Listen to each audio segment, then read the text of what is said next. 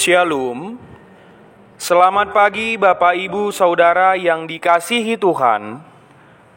Selamat berjumpa kembali dalam Mutiha Hangoluan, renungan harian pagi ini, Selasa 11 Maret 2025, dengan bacaan Alkitab dari Lukas pasal 18 ayat 1 sampai 8. Yang menjadi ayat renungan harian hari ini adalah Lukas pasal 18 ayat 7 sampai 8. Demikian firman Tuhan. Tidakkah Allah akan membenarkan orang-orang pilihannya yang siang dan malam berseru kepadanya? Dan adakah ia mengulur-ulur waktu sebelum menolong mereka? Aku berkata kepadamu, ia akan segera membenarkan mereka.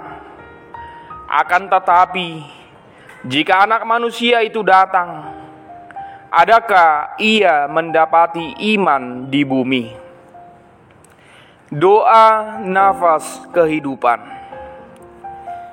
Selaku orang Kristen, kita pasti berdoa. Walaupun kenyataannya tidak sedikit orang berdoa ketika menghadapi badai hidup atau karena ada maunya, memohon kepada Tuhan dengan harapan bahwa Tuhan segera memberi jawaban atas semua permintaannya.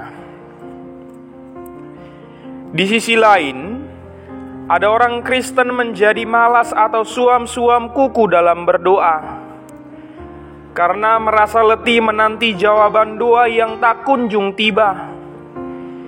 Merasa Tuhan seperti tidak peduli dan tidak mendengar permohonannya. Saudara yang terkasih dalam Tuhan Yesus Kristus, nats renungan hari ini merupakan lanjutan perumpamaan Yesus. Yesus menegaskan muridnya untuk selalu berdoa dengan tidak jemu-jemu. Melalui perumpamaan seorang janda yang selalu datang kepada hakim, memohon supaya hakim mau membela haknya. Di zaman itu, seorang janda hanya bisa berlindung pada hakim, karena setelah kehilangan suaminya, pada saat yang sama juga kehilangan perlindungan, keamanan ekonomi dan sosial, baik dari pihak suaminya ataupun pihak orang tuanya. Membuat janda itu terus-menerus datang kepada hakim. Awalnya, hakim lalim itu menolak karena tidak ada yang menguntungkan dari janda itu. Lagi pula hakim itu tidak takut akan Allah dan tidak menghormati siapapun. Menariknya, janda itu terus bergulat dengan haknya, tidak menyerah mendatangi hakim. Kiranya apa yang dilakukannya akan mewujudkan satu hasil. Berharap dia bisa menang. Pengharapan yang begitu kuat mendorong dia tanpa rasa bosan mengikuti hakim itu kemanapun ia pergi. Ia terus mengganggu sampai hakim itu mau menolongnya. Hakim itu pun membelanya, tetapi bukan atas dorongan rasa empati, melainkan kehadiran janda ini lama-lama menyusahkan, membuat risih, dan hakim takut janda itu akan menyerangnya. Perumpamaan ini menunjukkan betapa besar kuasa yang timbul dari ketekunan, usaha dan berdoa tak jemu-jemu tanpa mengenal rasa bosan akan membuahkan hasil. Yesus memberikan contoh bagaimana hal itu bisa berhasil di hadapan seorang hakim yang lalim, yang tidak takut akan Allah. Tidakkah Allah jauh lebih baik dari hakim itu, yang akan membenarkan orang-orang pilihannya, yang siang dan malam berseru kepadanya? Allah jauh lebih peduli daripada hakim yang lalim, dan memberi jaminan atas jawaban doa.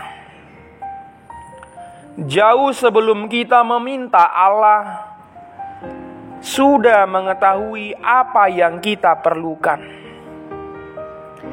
Tetapi Allah mengajarkan kita untuk selalu meminta. Jika yang jahat tahu memberi yang baik, terlebih Bapa di surga pasti memberi yang baik kepada anaknya yang meminta kepadanya. Saudaraku, berdoalah seolah doa itu adalah napas hidup. Jadikan doa sebagai kebutuhan hidupmu. Berdoa adalah komitmen hati dan doa lahir dari hati yang mengasihi Tuhan. Doa berkuasa, bukan saja mengubah hati, tetapi juga seluruh hidup kita. Di mana ada doa, Allah pun ada.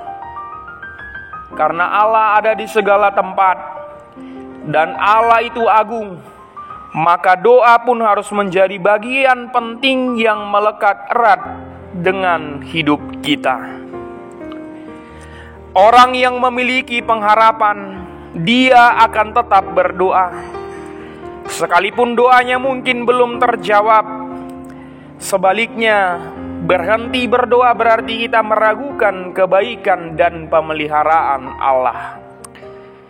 Kita berdoa. Ya Tuhan, Engkaulah sumber segala pengharapan kami. Bimbinglah kami untuk selalu tekun berdoa.